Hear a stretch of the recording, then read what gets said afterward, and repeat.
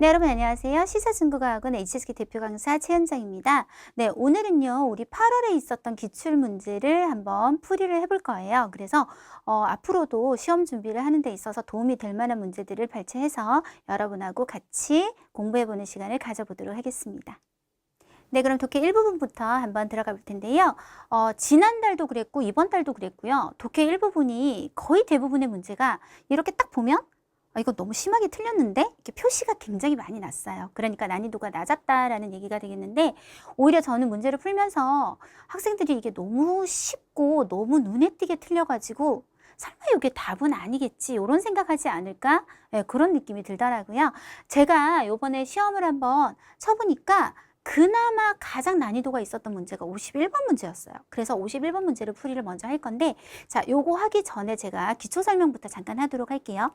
우리가 먼저 원인을 얘기하고 결과를 뒤에 얘기하는 경우가 많죠. 그러니까 뭐뭐 때문에 라고 해서 因为 혹은 由于를 먼저 쓰고, 그리고 所以 그 외에도 因此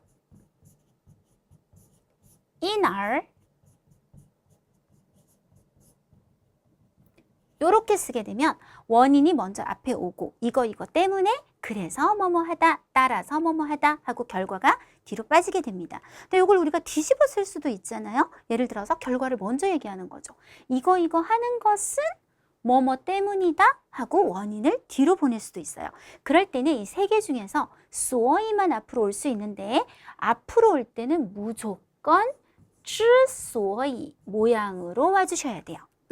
이거 하는 것은, 자, 들어보시면 뭐뭐 때문이다가 들어가잖아요. 그래서 是를 붙여서 是因为 혹은 是由于이렇게 뒤집히게 됩니다. 이때 之所以는 뭐 좀 생략을 하셔도 괜찮아요. 이거 한 것은 뭐뭐 때문이다. 네, 그래서 지금 보시면 이렇게 된 것은 是由于라는 말을 써서 뒤에 원인을 쓰고 있는, 그래서 앞이 결과, 뒤가 원인 이렇게 되어 있는 문장이 되겠습니다. 그래서 우리가 순서를 원래대로 보통 일반적으로 쓰는 대로 하자면 요이가 앞쪽으로 가고 이것 때문에 이런 일이 생겼다. 이렇게 거꾸로 해석을 하셔도 성립이 돼야 돼요. 그러면 한번 먼저 뒤쪽을 해석해 보도록 할게요. 由于뭐 때문에 我们一时疏忽的结果. 자, 이렇게 되면 우리가 일시적으로 소홀했던 결과 때문에 造成这起事故. 造成하면 안 좋은 것을 불러일으키다, 야기시키다. 这起事故, 이번 사고를 야기시키게 되었다. 자, 말이 좀 이상하죠? 우리가 일시적으로 소홀했기 때문에 에서 끝이 나야지, 소홀했던 결과 때문에 라는 말은 굉장히 이상합니다. 그래서 요거를 빼서 그냥 우리가 일시적으로 소홀했기 때문에 이런 일이 생기게 되었다. 네, 이렇게 연결하시면 되겠는데요. 요 형태의 문제가 굉장히 잘 출제되는 문제예요. 뒤에 是由于是因为가 나와서 뒤에 쭉 말이 가는데, 이때 좀 쓸데없는 말이 뒤에 좀 더 붙어 나오는 경우, 요게 굉장히 많이 나오는 형태인데요. 요런 경우에 뭐가 조금 헷갈린다 라고 하시면 아까 제가 말한 것처럼 원인을 먼저 해석을 하시는 거예요. 이거부터 먼저 해석을 하시고 이것 때문에 이렇게 되었다 라고 했을 때 말이 자연스러운지 여부를 한번 판단해 보시면 되겠습니다. 자, 이번 시험이 얼마나 쉬웠는지 한번 보여드릴게요. 57번 문제를 한번 보시면요. 我们应该 우리는 마땅히 뭐 해야 된다? 全面推进 추진시켜야 됩니다. 이런设计 설계를 추진시켜서 让 누구로 하여금 残疾人 명사가 하나 들어오고요. 장애인으로 하여금 走出家门 어떻게 하게? 집 밖을 나가게 만들어줘야 됩니다. 라고 한 다음 뒤에 뭐가 붙었냐면 放心的 이거 정말 민망할 정도로 제가 풀이할 게 사실은 별로 없거든요. 근데 굳이 풀이를 하자면 우리가 자, 서술어가 만약에 동사일 때 서술어를 앞에서 꾸미는 말을 부사어라고 해요. 혹은 선생님들에 따라서 상황어 혹은 상어라고 부르는 것이 다 똑같은 명칭이 되겠고요. 서술어를 뒤에서 꾸며 올라오는 것을 보어라고 해요. 자, 부사어가 앞에서 서술어를 꾸며요. 꾸미는데 그냥 혼자 꾸밀 수 있으면 그냥 혼자 꾸미면 돼요. 근데 나는 연결고리가 좀 필요할 것 같다 라고 할 때 더는 이렇게 땅지자 더를 쓰게 되죠.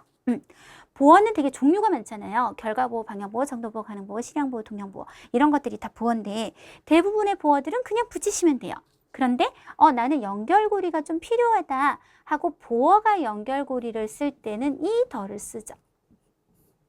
전형적으로 이 더를 쓰는 보어는 두 가지가 있는데요. 정도보어, 说得很好, 말하는 정도가 잘해요. 그리고 가능보어, 听得懂, 알아들을 수 있다 라고 할 때 이 더를 쓰게 됩니다. 지금 보시면 땅지자 더를 썼잖아요. 그 말은 부사어로 동사 앞에서 동사를 꾸미는 말이라는 뜻이죠. 그래서 너무 쉽다.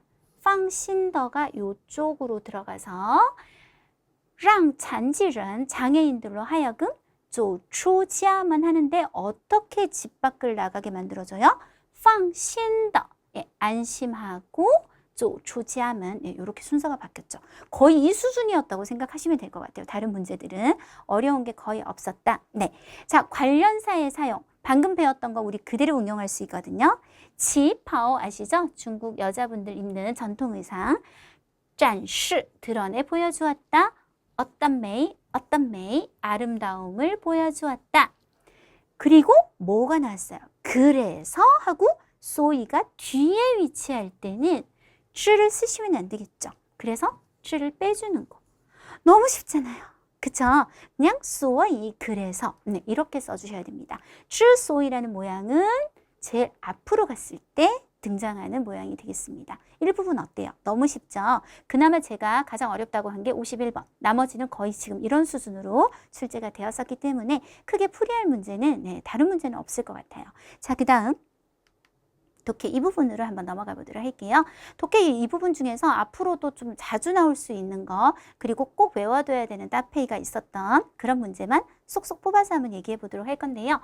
먼저 61번 한번 보시면요. 2번 빈칸을 한번 해볼 거예요.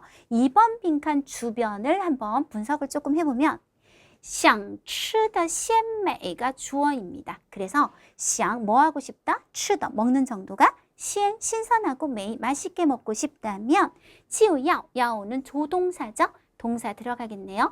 뭐 해야 된다? 节气的规律, 규율이 목적어인데 절기라고 하면 우리 뭐 동지라든지 춘분이라든지 이런 거 있잖아요. 절기의 규율을 뭐 해야 할까요? 이렇게 문제가 나왔습니다. 자, A부터 한번 보시면 이 투어라고 되어 있죠. 이 투어는 어떤 것을 바탕으로 해서 어떤 것에 의지해서 뭔가를 해낼 수 있을 때 예를 들어서 여기에 A를 한번 적어보면 이 투어가 동사일 때는 뒤에 잘 오는 단어가 优势 같은 단어예요. 네, 그래서 우위, 유리한 점, 어떤 유리한 점을 바탕으로 해서 뭐를 해낼 수 있었다. 이런 거 할 때 많이 나오고요.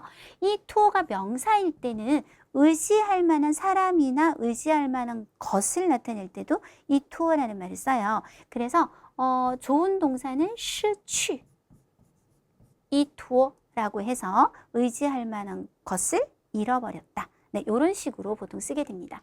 B의 빤수이라는 동사 굉장히 자주 나오는 6급 동사예요. 빤수이는 이제 사전을 찾아보시면 한국어 뜻은 동행하다, 수반하다 보통 이렇게 나오는데요. 이게 동행하다, 수반하다에서 가장 많이 나오는 형태가 빤수이죠. 요건 동사고요. 빤수이죠. 什么什么什么的发展 요거 굉장히 많이 나와요. 약간 그냥 수이죠 쓰는 거하고 좀 비슷하다고 생각하시면 될 것 같아요. 그래서 어떤 것의 발전에 따라 요런 거 그리고 말로만 그냥 하면 빤수이죠 뭐를 수반하다 통과 희생 고통과 희생을 수반하다 어떤 일을 하려면 고통과 희생을 수반하다 요런 표현에 많이 쓰는 단어가 되겠습니다. 그래서 동행하다, 수반하다.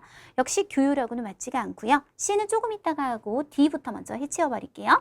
响应이라고 하는 단어. D의 响应은 호응하다 라고 해서 잘 나오는 목적어 하면 号召. 어떤 호소에 응하다. 이런 표현들, 주장에 응하다. 이런 것들 괜찮고요. 명사로 쓰일 때는 得到 하고 같이 써요. 得到响应, 호응을 얻다. 得到响应, 호응을 얻다 할 때 많이 씁니다. 지금 규율하고 맞는 단어가 A, B, D에는 없죠.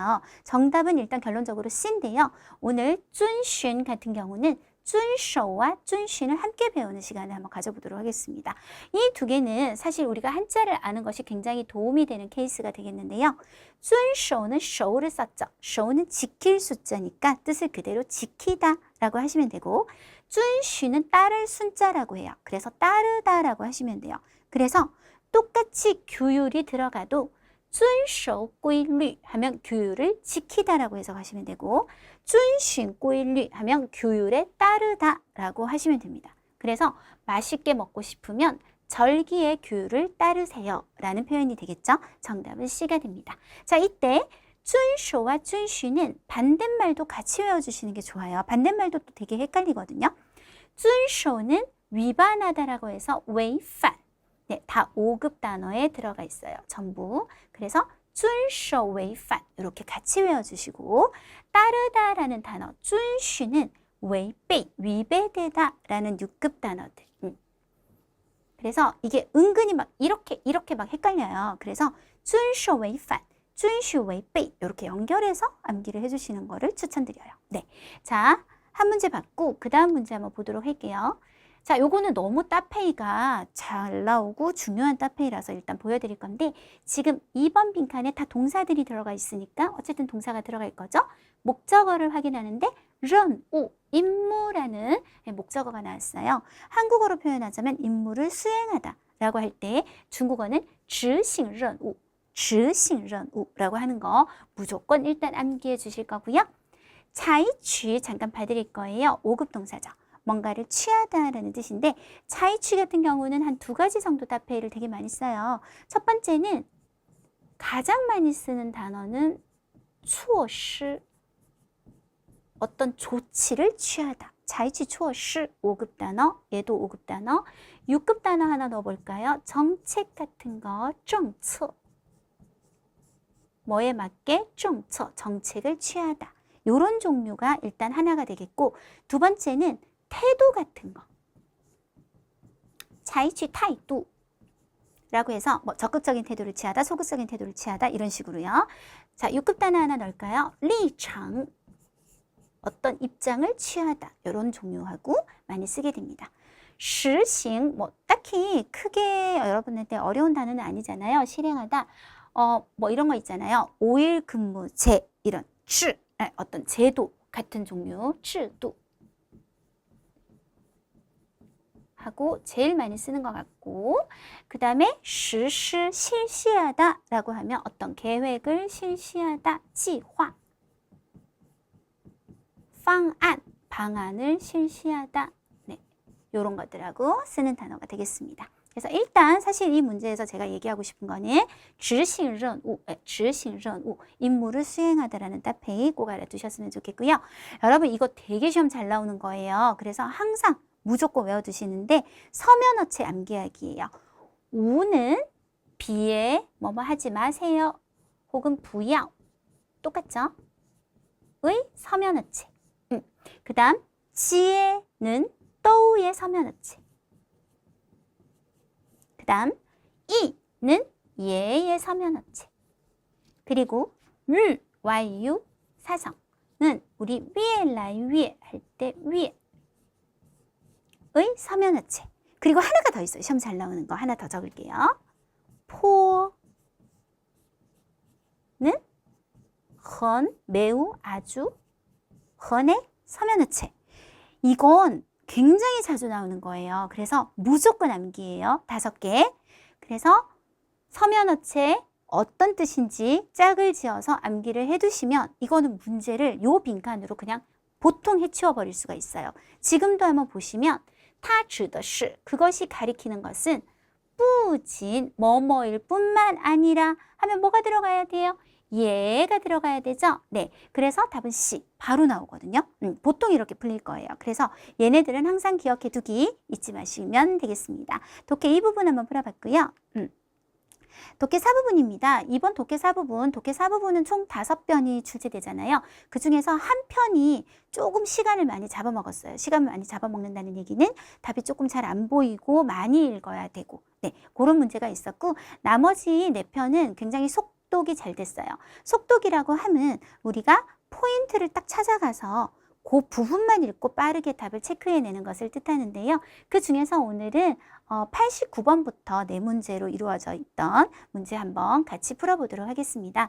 자, 89번 보시면 根据第一段 첫 번째 단락에 따르면, 그래서 1번 단락을 보시면 되겠고요.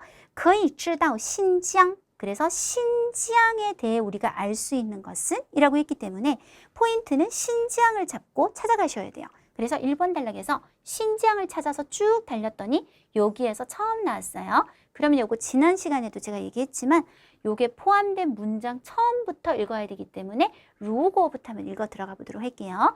如果你常逛海鲜市场, 당신이 만약에 해산물 시장을 자주 돌아다닌다면 你一定会发现, 분명히 발견하실 수 있을 거예요. 最近有些摊位上, 요즘 어떤 일부의 노점에는 이 단어 잘 모르겠어요. 넘어가고 多了块招牌, 하나의 어떤 편말이 늘어났답니다. 뭐가 늘어났냐면 上面写着, 그 위에 이렇게 적혀 있대요. 产地, 생산지가 신지향입니다. 라고 적혀 있는 편말이 많이 늘어난 것을 발견할 수 있을 겁니다. 라는 말을 통해서 정답은 自产海鲜, 이 신지향은 스스로 생산하는 해산물이 已经上市, 이미 시장에 나와 있는 상태구나 하는 것을 알 수 있겠습니다. 자, 두 번째 문제. 지난번에도 제가 한번 풀이를 해드렸는데요. 지금 보시면 下列哪项不属于 아닌 걸 찾는 문제예요. 신장发展水产养殖的优势. 신지향이라는 지역에서 이런 수산물 양식이 발전하는 유리한 점, 우위가 아닌 것을 찾아라. 아닌 것을 찾는 문제에서 보기가 이렇게 짧을 때는 뭘 하라 그랬냐면 보기를 먼저 읽는 것이 훨씬 유리하다. 그래서 이 중에서 3개를 위에서 찾아내는 것이 훨씬 빠르다라고 얘기를 했어요. 보기를 한번 읽어보도록 할게요. 水体干净, 물이 깨끗하다. 자, 저는 이걸 잘 모르겠어요. 그러면 이거 종류가 繁殖快, 번식이 빠르다. 水温低, 수온이 낮다. 湖水, 호수의 물이 盐度 하면盐이 소금이잖아요. 소금 농도가 높다. 4개 중에서 3개를 찾아내면 됩니다. 그래서 아까 우리가 문제가 여기서 풀렸잖아요. 그 뒤를 이제 훑어보면 되는데 쭉 훑다 보니까 2번 단락에서 一些湖中, 일부 호수에서는 盐的比重, 소금의 비중이 甚至 심지어 高于라고 했어요. 우리가 이렇게 형용사 뒤에 유가 붙어 있는 거는 전부 다 안에 비, 뭐뭐보다의 뜻이 숨어 있어요. 그래서 海水, 바닷물보다 높다. 远高于하면 훨씬 높다. 그래서 하나가 나왔고요. 그 다음에 3번 단락에 가보니까 이렇게 해산물이 잘 생산이 되는 이유가 지이 첫 번째로 水体洁净, 물이 깨끗하다라는 말이 나와서 A도 나온 상태가 되겠습니다. 두 번째는 水足够冷이라고 했거든요. 물이 충분히 차갑다. 즉 물의 온도가 낮다. 그래서 정답은 B, 안 나온 것을 찾아내시면 되겠습니다. 자, 세 번째 문제. 세 번째 단락에서 이 생명체의 例子, 예를 든 것은 为了证明, 뭐를 증명하기 위해서죠? 라고 얘기했어요. 자, 우리가 예를 들 때는 어떻게 예를 드나요? 보통 제가 다른 이제 내용으로 한번 얘기를 해보자면 만약에 세계에는 굉장히 신기한 생물들이 많이 있다. 예를 들어 이러이런 동물이 있는데 어때요? 순서가 세계에는 신기한 생물들이 굉장히 많이 있다라는 것을 뒷받침하기 위해서 예를 들어 이렇게 들어가게 되잖아요. 그러니까 우리가 이 예시가 나오는 앞부분에 종합적인 내용이 나올 겁니다. 그쵸? 먼저 내가 이 예를 드는 목적은 보통 앞쪽에 나와 있을 거라는 얘기예요. 그래서 高白나 모르는 글자인데 상관없어요. 우리가 그대로 찾으면 되기 때문에 찾아가면 돼요. 3번 단락이라고 위치까지 선정해 줬기 때문에 찾아갔더니 여기에 나옵니다. 자, 요 부분만 한번 읽어보면 其中的典型代表是 그 중에서 가장 전형적인 대표가 이 아이예요 라고 했어요. 근데 이거 말고 그 앞에 종합적인 얘기를 들어봐야 더 정확하게 왜 이 예시를 들게 되었는지 알 수 있겠죠. 그래서 앞쪽으로 한번 가봅니다. 아까 우리 이거 읽었어요. 두 번째로 水足够冷 물이 충분히 차갑습니다. 这是 네, 这 이것은 是입니다. 条件 조건입니다. 어떤 조건입니까? 很多水产生存的重要条件 많은 생물들, 물에서 사는 생물들이 생존할 수 있는 중요한 조건입니다. 라고 얘기를 한 다음에 그 중에 전형적인 대표가 이 아이인데 이 아이는 冷水鱼 차가운 물에서 사는 물고기 중에 황호라는 청의 호칭을 갖고 있어요. 라고 했습니다. 보기에 뭐가 있었냐면요. 它是 그것은 冷水鱼皇后 이라는 것을 증명하기 위한 게 아니라는 거예요. 이것은 그냥 이 아이에 대한 설명이지 이 예제를 든 진짜 원인은 앞에 종합적인 얘기. 그러니까 물이 충분히 차갑고 이것이 해산물이 자라는데 굉장히 중요한 조건인데 그 중에서 이 차가운 물에서 잘 사는 물고기 중에 황후라고 불리는 이 아이가 아주 대표적이다 라고 예를 들었다는 것은 정답은 신장은 适合 뭐가 적합하다 冷水鱼 차가운 물에 사는 물고기들이 파는 번식하고 위 자라기에 적합하다라는 점을 설명해 주기 위해서 이 고기를 예로 든 것이지 이 고기 자체의 성격은 증명하기 위한 목표가 아니다 라는 거. 그래서 항상 예시를 들어서 이 예제는 뭐를 증명하기 위해서 혹은 뭐를 설명하기 위해서 들었을까요? 라고 질문이 나왔을 때는 그 앞에 종합적인 얘기가 정답이라는 거 알아두시면 되겠습니다. 자, 마지막 92번 한번 보도록 할게요. 신장本地人养殖海鲜时 네, 신장의 현지 사람들이 해산물을 양식할 때 遇到了什么问题 어떤 문제에 만났나요? 어떤 문제를 만났나요? 라고 했는데요. 이럴 때는 우리 뭘 하자고 그랬죠? 아직 읽지 않은 단락을 공략하라 그랬어요. 지난 시간에도 마지막 문제를 풀 때 지금 보시면 마지막 4번 단락이 뭐로 시작하냐면 북구어로 시작합니다. 우리 아까 3번 단락에서 뭐 했어요? 신지항이 굉장히 해산물이 자라기에 좋은 조건들을 갖고 있다는 것을 1번, 첫 번째, 두 번째 이러면서 봤단 말이에요. 그런데 그러나가 나왔다는 거는 그 반대 얘기가 나올 거라는 뜻이 되겠죠. 그러니까 뭔가 불리한 점, 즉 문제가 언급이 될 거라는 것을 알 수 있습니다. 또 이 海鲜来说 해산물에게 있어서 신장的冷水 신장의 그 차가운 물이 비록 좋기는 한데 자 이제 답 나오겠죠. 그러나 昼夜温差较大 라고 했어요. 그래서 주말과 야간의 온도차가 비교적 큰 것이 문제가 되는 모양입니다. 그래서 정답은 주간 야간의 온도차가 크다 그대로 정답을 하시면 되겠습니다. 자, 문제 유형별로 이렇게 푸는 접근하는 방식이 좀 다르니까요. 그때그때 알아두시면 요거는 적용이 그대로 돼요. 그러면 생각보다 굉장히 빨리 우리 독해 4부분 풀어낼 수 있다는 거 잊지 마셨으면 좋겠습니다. 자, 독해 4부분 한번 살펴봤습니다. 자, 이제 쓰기로 한번 들어가 보도록 할게요. 이번 쓰기 주인공은 왕지빙이었고요. 주요 단어, 꼭 써야 했던 단어는 시구, 시가라고 해도 되고, 네, 그리고 와이마이위엔 배달원이라는 말이 꼭 필요했어요. 총 8달러. 우리가 천자의 글을 400자로 줄이는 작업을 이제 해야 되는데요. 이번에는 한 980자 정도 됐던 것 같아요. 자, 거의 천자에 가까웠고요. 400자로 줄일 때 400자라는 글의 길이에서 보통 일반적으로 잘 나오는 단락의 개수는 4개에서 5개가 가장 일반적이라고 생각하시면 돼요.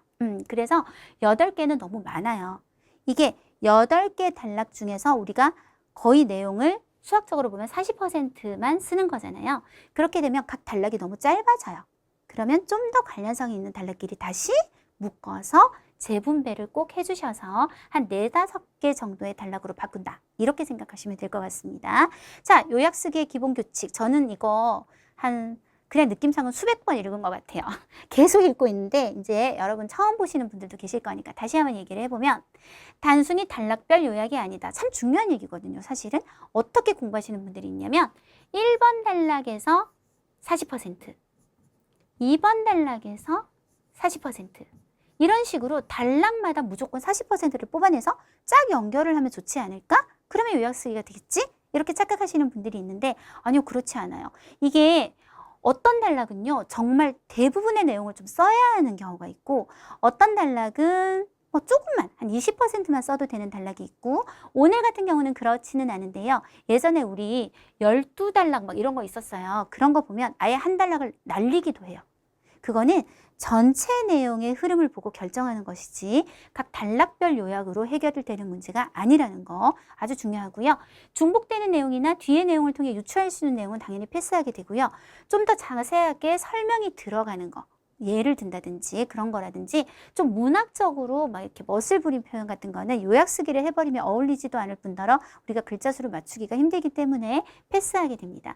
인칭대사, 지시대사 이렇게 나오는데요. 특히 요거는 이제 직접화법을 간접화법으로 바뀔 때 많이 인칭대사 문제가 일어나요.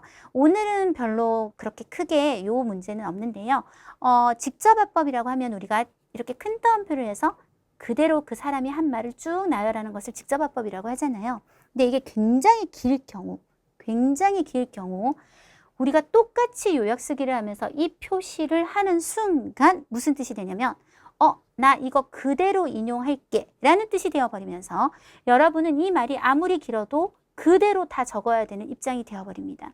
그렇지만 우리가 이걸 다 적을 수는 없거든요. 예를 들어서 어떤 사람이 이렇게 말했어요.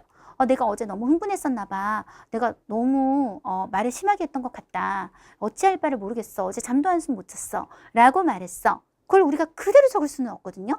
한국어라도 제가 방금 했던 말 여러분 그대로 하라 그러면 하시겠어요? 못 하잖아요. 그럴 때는 우리가 요거를 서술형으로 바꿔버려야 돼요. 그래서 간접화법으로 간다는 거는 큰 따옴표를 사라지게 만들어버리고 그냥 풀어서 얘기하는 거죠. 방금 같은 경우는 그는 나에게 진심으로 사과했다든지 이런 식으로 말을 줄여버리면 됩니다. 그렇게 하려면 여기에 나왔던 워 같은 것들이 타로 바뀐다거나 이런 식의 변화를 보이게 되겠죠. 그래서 인칭대사에 주의하라고 얘기하는 거고요. 지시대사라고 하는 것은 이제 가장 대표적으로 가 있는데요. 같은 경우에 이제 잘 쓰기도 해야 되고 잘 안 쓰기도 하셔야 돼요. 그러니까 원래 글에는 가 들어있는데 나는 이 앞에 내용을 아예 생략을 해버렸다. 그러면 쓰지 않아야 되는 상황인 거고 혹은 필요한 경우도 있어요. 우리가 저 멀리 내용을 쓰고 그 다음에 한참 쓰지 않다가 다음 내용으로 갈 때 같은 걸로 연결을 또 해줘야 되는 경우가 있기 때문에 쓰기도 잘해야 되고 빼기도 잘해야 되는 게 지시대사가 되겠습니다. 자, 요런 것들이 다 갖추어졌다면 제일 좋다는 거는 이제 관련사를 써주는 거. 관련사라는 게 뭐냐면요. 그러나, 그래서, 만약 뭐뭐라면 이런 거요. 그래서 이렇게 내용이 찔끔찔끔 들어올 수가 있잖아요. 그러면 연결이 좀 어색할 수가 있어요. 이 말 다음에 요게 들어오니까 되게 어색한데?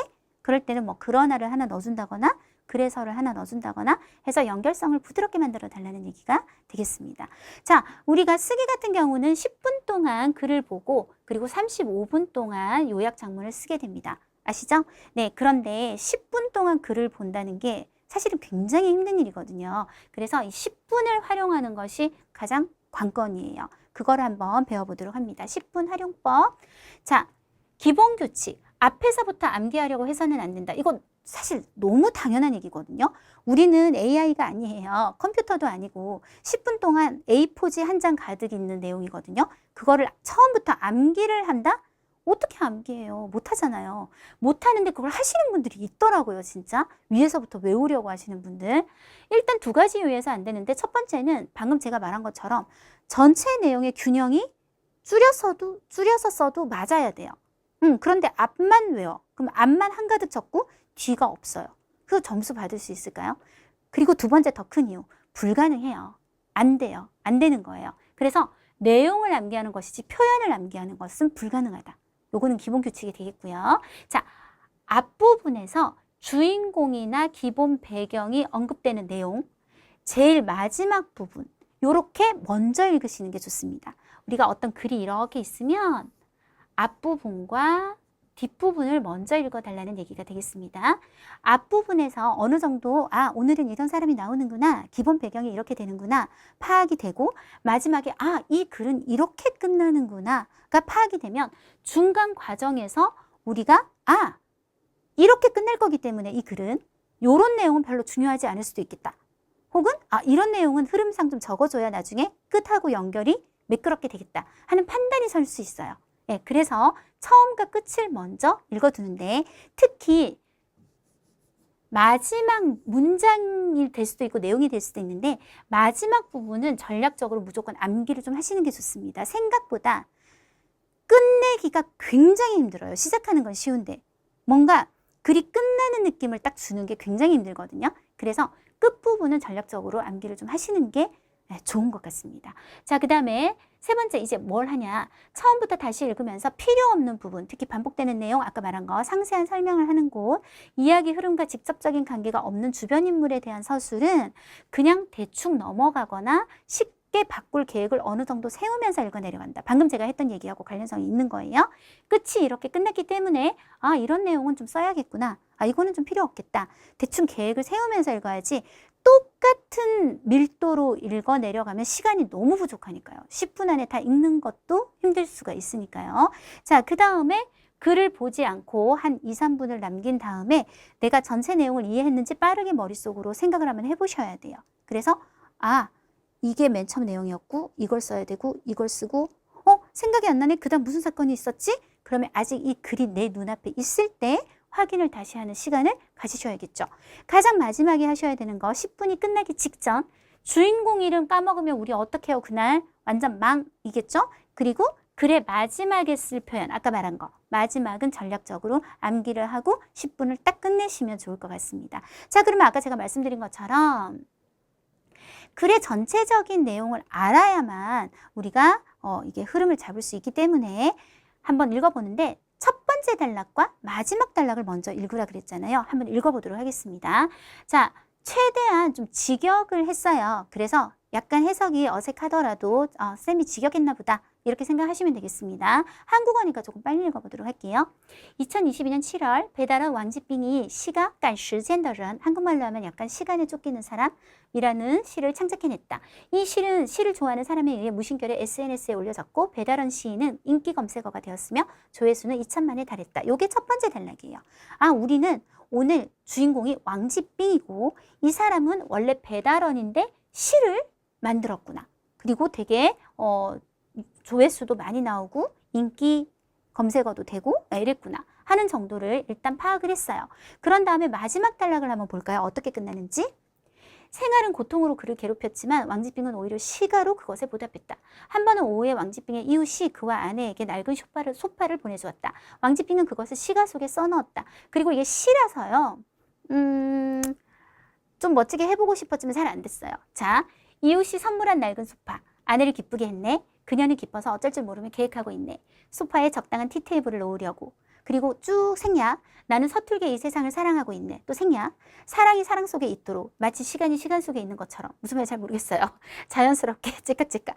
이렇게 시가 이제 나오는 걸로 끝났어요. 그래서 이 사람 굉장히 고생을 많이 했구나.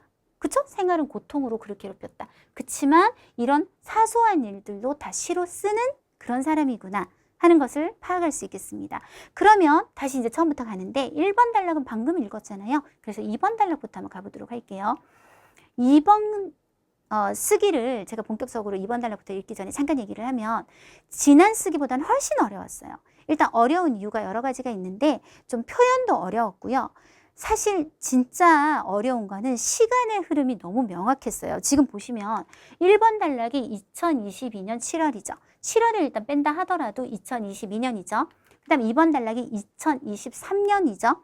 이런 식으로 시간이 굉장히 많이 나와요. 보시면 또 1988년이 그 다음에 나올 거죠.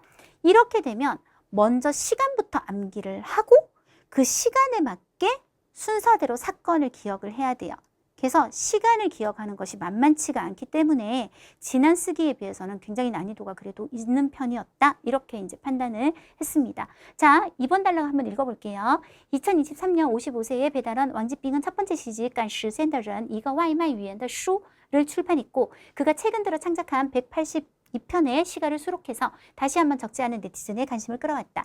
이 시집의 어떤 유명한 커뮤니티 사이트에서의 평점은 9.3에 이르렀고 이에 대해 왕지빙은 뚜렷하게 인식했는데 그는 이 평점 안에 네티즌의 동정 점수가 있지만 그러나 아마도 더 많은 것은 자신의 시가 속에 내포된 진실한 감정이 사람의 마음을 감동시켰다고 생각했다. 왕지빙이 창작한 시가는 생활에 사람 사는 냄새로 가득했다.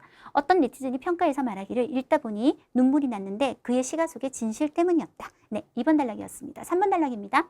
처음 문학을 만났을 때 왕지빙은 19세였다. 1988년 초 춘절이 막 지나고 그는 건축팀을 따라 기차를 타고 샤냥으로 갔는데 건축팀에서 가장 젊은 노동자로서 그는 다른 동료들의 대화 속에 어울릴 수가 없었다. 나이가 너무 어린 거죠. 매일 저녁 일을 끝낸 후 동료들은 부근 공원에 가서 기분 전환을 하고 놀았지만 왕지빙은 다른 시간을 보내는 방식이 있었다. 하고 이제 말을 하는 게 나오는데요. 나중에 우리는 이거 이런 식으로는 안 쓸 거예요. 그때는 길가에 책 노점이 유행했는데 헌책 노점 옆에서 책을 보는 것은 돈을 받지 않아서 나는 항상 그곳에 앉아서 책을 봤어요. 매일 이와 같았다. 예, 3번 단락이었고요. 4번 단락입니다. 아, 목이 마르네요. 2년 후 왕지빙은 고향 지향수로 돌아왔고 이 강에서 모래를 건졌다. 사람이 장시간 흐르는 물속에 역시 말을 하긴 하는데요. 이런 거 나중에 어떻게 하는지 한번 보세요. 사람이 장시간 흐르는 물속에 몸을 담그고 모래를 건지면 모래가 끊임없이 신체와 마찰이 발생하고 마치 사포처럼 피부를 갈아냅니다. 왕지빙이 해상하여 말했는데 그것은 그가 가장 막막한 시간이었고 그는 이번 생은 왜 이런 거지? 이해할 수가 없었다. 굉장히 고생했다는 내용이 나오고 있습니다. 자, 5번 단락. 비록 이러했지만 왕지빙은 여전히 책을 읽는 것과 글을 쓰는 것을 늘 생각했다. 매번 시장에 가면 그는 헌책 노점으로부터 많은 책을 사서 돌아갔다. 어느 해 겨울 아버지가 그에게 돈을 주어 그로 하여금 가서 스웨터를 사라고 했는데 결과적으로 그는 3번을 갔지만 사서 돌아온 것은 3보따리의 책이었다. 아버지는 어쩔 수 없이 직접 시장에 가서 왕지빙에게 스웨터를 사주었다. 자, 여기서 이 아버지의 이야기 이런 것들은 이제 읽으면서 느낌이 오는 거죠. 아, 이거는 왕지빙이 얼마나 책을 좋아했는지를 좀 더 구체적으로 설명하는 내용이잖아요. 그래서 거의 뺄 거라고 생각하고 그냥 대충 하고 넘어가면 되는 그런 내용에 속하겠습니다. 6번 단락입니다. 2018년 가을부터 시작해서 왕지빙은 배달 음식을 배달하기 시작했는데 이 직업은 그로 하여금 생활을 느끼고 시가를 창작할 자유로운 시간이 생기게 했다. 자, 역시 말을 하는데요. 비록 대다수 상황에서 사람과의 교류는 결코 많지 않았고 심지어 주문서를 교류할 필요도 없이 끝났지만 그러나 마음을 써서 느끼기만 하면 모든 배달이 나에게 주는 느낌은 모두 달랐습니다. 왕지빙은 고객의 태도와 행위를 근거로 삼아 상상을 펼쳤대요. 그가 설명했다. 만약 요거는 이제 좀 더 구체적인 설명이 들어간다는 느낌이 드실 거예요. 매우 신중한 고객이라면 말투와 표정 모두 매우 높은 경계성이 있고 저는 그들의 태도를 통해 내 자신을 느꼈고 따라서 연상이 생겼습니다. 사실 이 얘기는 앞에 나왔던 얘기. 즉 어디 갔지? 여기 왕지빙은 고객의 태도와 행위를 근거로 삼아 상상을 펼쳤다라는 이 말에 대한 구체적인 예시가 되겠습니다. 그래서 거의 쓰지 않겠다라는 생각으로 넘어가 주셔도 되는 거죠. 읽는 과정에서. 자, 그 다음에 7번. 배달을 하는 길에 왕지빙은 또한 위험한 상황을 만난 적이 있다. 한 번은 빗속에서 배달을 하는데 노면이 미끄러웠고 왕지빙이 육교를 지나가는데 내리막길을 내려갈 때 자전거가 컨트롤이 되지 않아 그는 육교의 경사면으로부터 굴러 떨어졌고 따라서 발목을 삐어서 집에서 일주일 동안 쉬었다. 배달을 하면서 힘들었던 얘기를 하는 거잖아요. 그러니까 대략 배달을 하는 길에 빗속에서 배달을 하다가 뭐 떨어졌다 정도면 되지 뭐 집에서 일주일을 쉬었다든지 그리고 발목이라는 어려운 단어를 쓴다든지 굳이 이럴 필요까지는 없죠. 네, 8번 단락은 아까 읽었고요. 이렇게 해서 우리가 전반적인 내용을 한번 훑어봤어요. 그런 다음에 이제 저와 함께 400자로 한번 줄여보는 과정을 같이 해보겠습니다. 1번 단락은 이 사람을 소개하는 거라 너무 많이 빼는 거는 불가능해요. 보통의 1번 단락이 어느 정도는 좀 써야 되거든요. 지금 보시면 2002년 7월, 7월은 못 외우겠으면 빼시면 돼요. 2022년 배달원 왕지빙이 시가 간时间的人을 창작해냈다. 요건 빼기가 조금 힘들겠죠. 시작되는 문장이기도 하고요.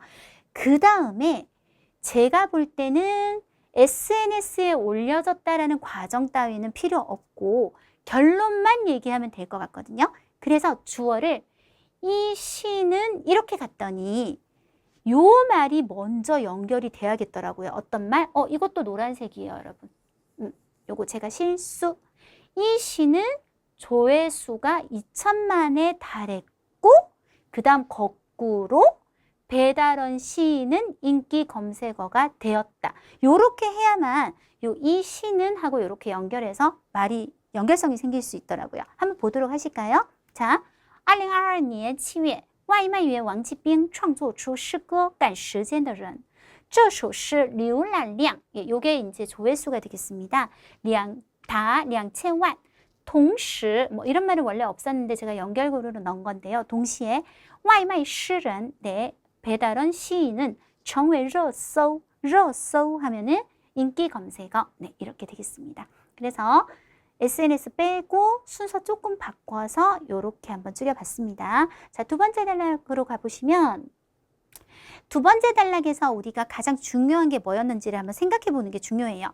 두 번째 단락은 일단 시집을 출판했다는 거, 182편 이런 거 우리 못 외워요. 그러면 정말 너무 외워야 될 게 많아서 출판을 해서 좋은 평가를 받았다는 게 중요하잖아요. 그래서 이 시집의 어떤 그냥 사이트 바로 갈게요. 사이트에서 평점이 9.3점에 이르렀다. 9.3 정도는 외울 수 있지 않을까요?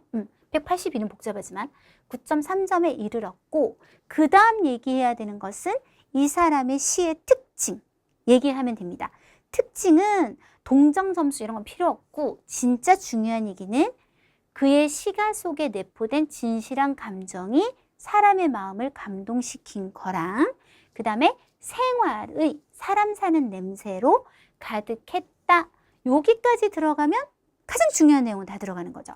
그 뒤에 어떤 네티즌이 평가해서 말하기를 이런 것들은 이제 더 깊숙이 들어간 상세한 설명이 되겠습니다. 그래서 딱 세 가지 시집을 출판했고 높은 평가 받았고 그 시의 특징, 그의 시의 특징 이렇게 세 가지만 언급을 한번 해보도록 할게요. 2023年55岁的王继兵出版了第一本诗集, 첫 번째 시집을 출판했다.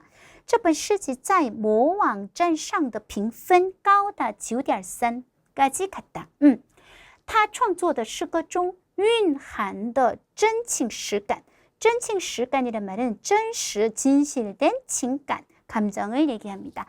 打动人心, 사람들의 마음을 감동시켰고 充满了生活气息, 생활의 어떤 냄새로 가득했다. 요렇게 정리를 한번 해보도록 하겠습니다. 자, 표현이 지난 시험보다는 확실히 난이도가 좀 있어요. 3번 단락 한번 가보도록 할게요. 자, 이것도 마찬가지로 너무 쓸데없는 얘기가 많아요. 지금 보시면 일단은 처음 문학을 만났을 때 왕집빙이 19세였다. 이렇게 시작을 해요. 그리고 1988년 이렇게 시작을 하는데 저는 어떻게 했냐면 일단 춘절 지난 게 중요하겠어요? 기차를 탄 게 중요하겠어요? 션양에 간 게 중요하겠어요? 하나도 중요하지 않아요. 이 단락에서 가장 우리가 중요한 얘기는 뭐예요? 여러분이 딱 생각할 때. 처음 문학을 어떻게 하다가 접하게 되었는지 그 계기만 설명이 되면 되잖아요. 그러니까 최대한 앞에 일을 하는 과정은 짧게 얘기를 한번 해봤어요. 그래서 여기에다가 추가를 했어요. 요 괄호는 없는 내용을 제가 끌어온 거거든요.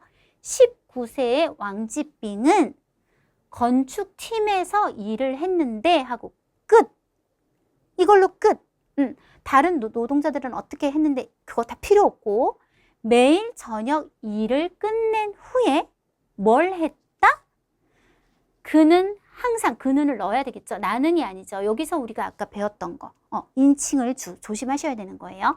이 사람이 말을 하고 있기 때문에 워로 나오지만 우리는 그는 항상 어디에서 아까 요 앞에 보면 그때 당시에는 길가에 책 노점이 유행했다는 말이 나와요. 그걸 가져와요. 길가의 책 노점 옆에 앉아. 그러면 그곳이 되겠죠. 그곳을 설명하는 것이 되겠죠. 앉아 책을 봤는데 하고 이 말을 맨 끝으로 그냥 가져와서 끝냈어요. 이것은 그가 처음으로 문학을 접한 것이 없다. 완전 새롭게 말을 한번 만들어 봤어요. 왜냐하면 이 단락은 매일 이와 같았다. 每天如此라고 끝납니다. 근데 그렇게 하기에는 우리는 너무 많은 걸 쳐냈어요. 그리고 이 말로 끝내는 것보다는 요게 처음 문학을 접한 것이었다가 저는 더 이 단락의 핵심이라고 생각해서 그렇게 한번 만들어 봤습니다. 한번 제가 만든 내용을 보시면요. 1988年初 19岁的王继兵在建筑队里工作. 여기에서 일을 했는데 每晚放工后, 放工 하면 일을 끝낸 후에 他总是坐在 어디에 앉아서 路边的书摊旁边에 앉아서 看书 했고 这是他第一次接触文学. 이것이 그가 처음으로 문학을 접촉한 것이었다. 네, 요렇게 한번 줄여봤습니다. 그래서 정말 쓸데없는 얘기가 많았던 단락이기 때문에 확 줄였어요. 자, 그 다음 4번 단락은 무슨 얘기가 중요할까? 4번 단락은 지금 보시면 이제 강에서 모래를 건져내는 일을 하는데 이 모래 건져서 마찰이 발생하고 지금 이게 중요한 게 아니라 모래를 건진다는 것만 그냥 살짝 언급을 해주고요. 중요한 것은 그것은 그가 가장 막막한 시간이었다. 2년 후 그 모래 건지는 그 시간이 가장 막연하고 나는 앞으로 뭐 할까? 나의 인생은 왜 이럴까? 라고 생각하는 시간이었다. 라는 것을 언급해 주는 게 중요해요. 그래서 2年后 시간이 또 나왔죠. 굉장히 시간이 많이 나오는 글이었어요. 요런 글이 조금 어려워요. 기억하기가. 2년 후 왕지빙은 강에서 그냥 이 강 이름을 뭐 하려고 적겠어요? 강에서 모래를 건졌고 그 다음 바로 그것은 그가 가장 막막한 시간이었다 라고 연결을 해주시면 요거는 충분히 아주 이 사람이 힘든 시간을 보냈구나 하는 것을 우리로 하여금 유추할 수 있게 해주겠습니다. 이렇게 시간이 많이 나오는 글은요. 일단 시간부터 먼저 외우셔야 돼요. 반드시 딱 보면 표시가 나거든요. 지금 다 시작 부분에 있잖아요. 그거부터 외우고 일단 이게 외워지면 순서가 잡히면 사건은 기억이 날 거예요. 근데 시간을 기억하는 게 조금 어려워서 그렇지 또 장점도 있어요. 시간만 기억하면 굉장히 흐름 잡기는 좋다는 거. 시간이 이렇게 시간 제시어가 없는 글은 오히려 별로 외울 거는 크게 없지만 사건이 헷갈려요. 이게 요렇게 됐었나? 네, 요렇게 될 수 있기 때문에 장단점이 다 있긴 한데요. 얘는 굉장히 시간을 정확하게 표현해 준 글이 되겠습니다. 자, 한번 읽어볼까요? 2年后 왕지빙在河中捞沙.捞는 육급 단어로 물, 액체 속에서 건져내다. 그래서 모래를 건져냈다. 那是 그것은 他最 미망이라고 하셔도 되고 망란이라고 해도 거의 비슷한 뜻이에요. 막연한 이段时光 시간이었다. 이때 나라는 지시대사를 써도 괜찮죠. 앞에 연결과 그래서 아까 제가 나 이런 거 쓰는 거는 쓸 것도 잘 써야 되고 뺄 때도 잘 빼야 된다고 했는데 지금은 그대로 써줘도 굉장히 연결이 자연스럽게 됐습니다. 자, 5번 단락. 아까 제가 살짝 얘기했었는데요. 비록 이랬지만 왕지빙은 여전히 책을 읽는 것과 글을 쓰는 것을 항상 생각해서 매번 시장에 가면 그는 헌책 노점으로부터 많은 책을 사서 돌아갔다. 어느 해 겨울부터 아빠 얘기는 그거에 대한 하나의 에피소드로 들어간 거니까 완전 다 잡아빼요. 자, 尽管如此 비록 이러했지만 왕지빙 还是想着读书和写字. 每次去集市上 시장에 가면 他都要从 뭐로부터 旧书摊 그 헌책방 노점으로부터 买回去许多书 많은 책을 사서 돌아갔다. 네, 요게 가장 메인이 되겠죠. 자, 6번 단락합니다. 6번 단락에서 이제 드디어 이 사람이 직업이 배달원이 돼요. 자, 2018년 가을 그냥 바로 그렇게만 얘기하시면 되고 왕지빙은 배달 음식을 배달하기 시작했는데 자, 여기서 중요한 거. 이 직업은 그로 하여금 생활을 느끼고 시를 창작할 자유로운 시간이 생기게 했다. 이 말 참 중요하죠. 이 직업으로 인해서 왜 그렇게 됐냐면 자, 비록 대다수 상황에서 어쩌고 저쩌고 모든 배달이 나에게 주는 느낌이 달랐습니다. 라는 이 말과 그 다음에 만약에 신중한 고객은 요런 상태였고 제가 거기서 연상을 할 수 있었습니다. 라는 말을 모두 다 줄여서 한마디로 표현하고 있는 것이 그는 고객의 태도와 행위를 근거로 삼아 상상을 펼쳤다. 요 말이 이 앞에 이 사람이 하는 말과 뒤에 직접 합법으로 하는 말들을 다 내포하고 있는 말이에요. 그래서 앞에 배달 음식을 배달하기 시작한 시점을 얘기하고 이 직업이 생기고부터 그가 시가를 창작할 자유로운 시간이 생겼는데 그 이유는 고객의 태도와 행위의 근거로 해서 상상을 펼칠 수 있었기 때문이구나. 요렇게만 적어주시면 충분할 것 같아요. 그래서 어떻게 줄였냐면 자, 2018년 치우텐 빼셔도 돼요. 왕지빙 송치러 와이마이, 배달 음식을 배달하기 시작했다. 这一职业, 이 직업이 让他 그로 하여금 有自由的时间, 자유로운 시간이 있게 했다. 어떤 자유로운 시간? 感受生活和创作诗歌, 생활을 느끼고 시가를 창작할 시간이 있게 했다. 他会根据 뭐를 근거로 해서 顾客的态度和行为, 고객의 태도와 행위를 근거로 해서 展开想象, 상상을 펼쳤다. 네, 이렇게 해주시면 되겠죠? 자, 7번 단락입니다.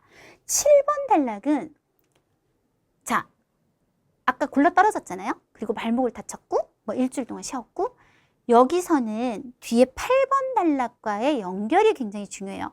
뒤에 8번 단락이 생활이 고통으로 그를 괴롭혔지만 이 말을 쓸 건데 제가 다르게 바꿔서 쓸 거라서 지금 노란색이 표시가 안 되어 있는 건데요.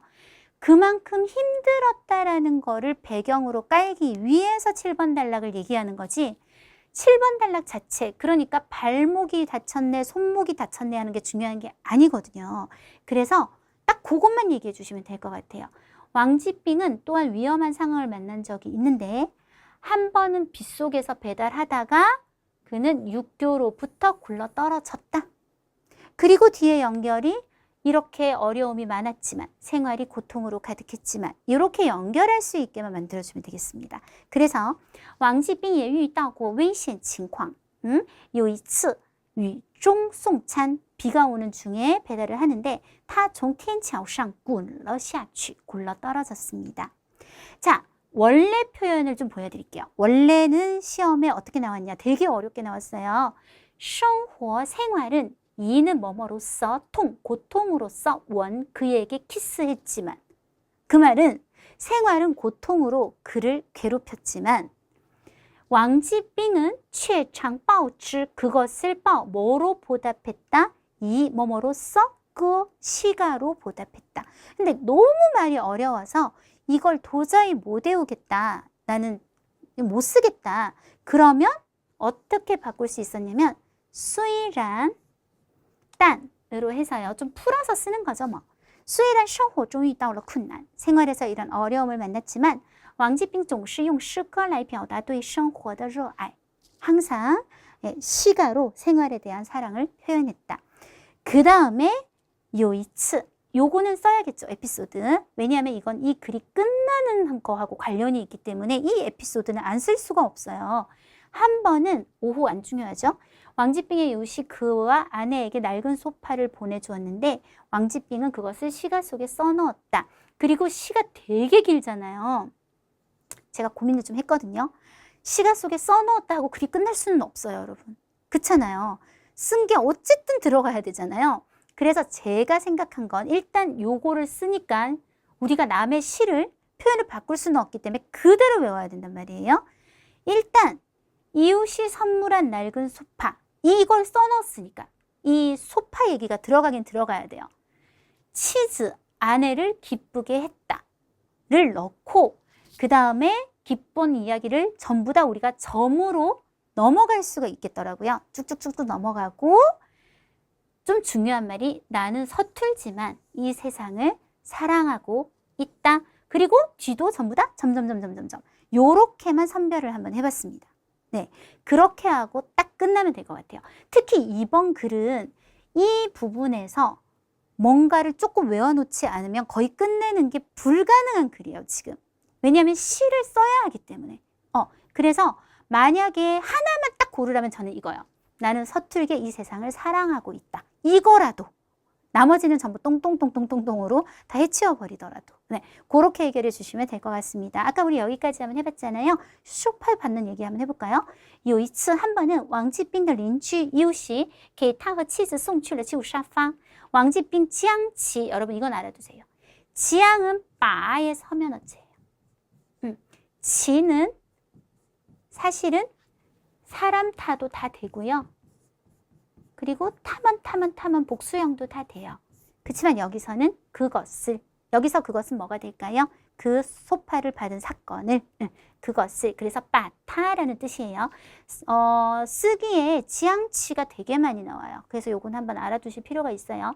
지앙치 그것을 시루 어디에 써놨다? 시거지종 네, 시가 속에 써놨다. 그리고 제가 고른 세 가지 부분邻居送来的旧沙发 이웃이 보내준 낡은 소파 让妻子 아내로 하여금兴高采烈 기쁘게 만들었네. 그리고 我笨拙的 서툴게 爱着这个世界 저는 이게 가장 좀 좋은 표현인 것 같거든요. 그리고 또 똥똥똥똥똥똥 끝! 요렇게 마무리 지어봤습니다. 그래서 만약에 지금 여기 수일한 여기서부터요. 여기까지죠. 여기까지 좀 이렇게 풀어서 얘기한 거 있잖아요.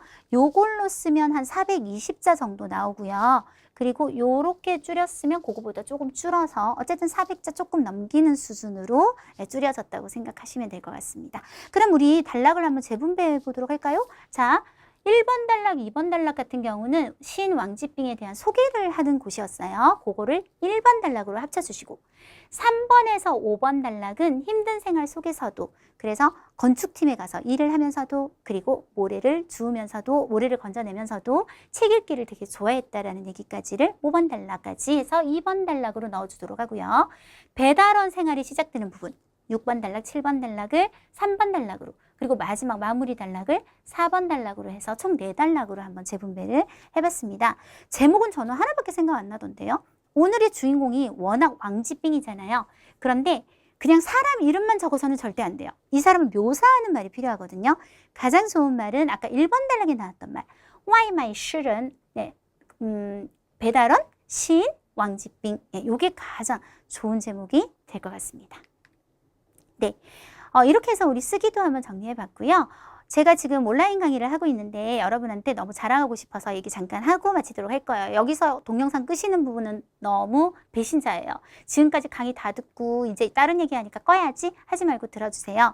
온라인 강의를 요즘 많이 들으시잖아요. 이제 여러 가지 이유로 인해서 학원에 직접 못 나오시는 경우에 듣게 되시는데 온라인 강의가 이제 여러 가지 형태가 있지만 보통 일반적인 경우에 많이 들으시는 형태가 선생님이 잘 안 보이고 이제 자료가 화면에 크게 뜨고 이렇게 뭐 줄 같은 게 쳐지면 같이 줄이 쳐지고 이런 강의를 많이 들으실 거예요. 근데 제가 한번 해봤는데 그거는 정말 학습 효율이 좀 떨어지더라고요. 그래서 저는 이제 그대로 수업하는 것을 똑같이 여러분한테 우리 흔히 말하는 방구석 일렬로 바로 수업을 들을 수 있도록 그렇게 생생하게 생중계를 라이브로 하고 있습니다. 그러면서 온라인도 여러분 불러드려요. 수업하면서 온라인 여러분 뭐뭐 해주세요. 같이 하면서 그래서 진짜 오프라인에서 수업 듣는 것 같네 라는 느낌을 받으실 수 있도록 수업 진행하고 있으니까요. 많은 관심 부탁드립니다. 자, 이렇게 해서요. 우리 8월 시험 문제로 한번 쭉 문제풀이 해봤어요. 이게 지나간 시험 2번 다시 보기 싫죠? 나 틀린 것 같아. 그러면 안 되고요. 우리가 틀린 문제에서 정답을 아는 그 과정 그리고 어떤 문제를 푸는 방법 쓰기를 줄이는 요령 이런 것들을 괴로워도 다시 한번 복기를 하는 과정에서 우리 바둑 하시는 분들도 복기 하시잖아요. 복기를 하는 과정에서 진짜 많이 늘거든요. 그래서 이렇게 공부를 해주시면서 다시 한번 정리도 해보고 그리고 기출은 요런 식으로 요즘 나오고 있구나 하는 것들을 느낄 수 있겠습니다. 저는 다음 9월에도 시험을 치고요. 또 아주 신속하게 여러분한테 문제풀이 해서 전달해 드리도록 하겠습니다. 수고하셨습니다.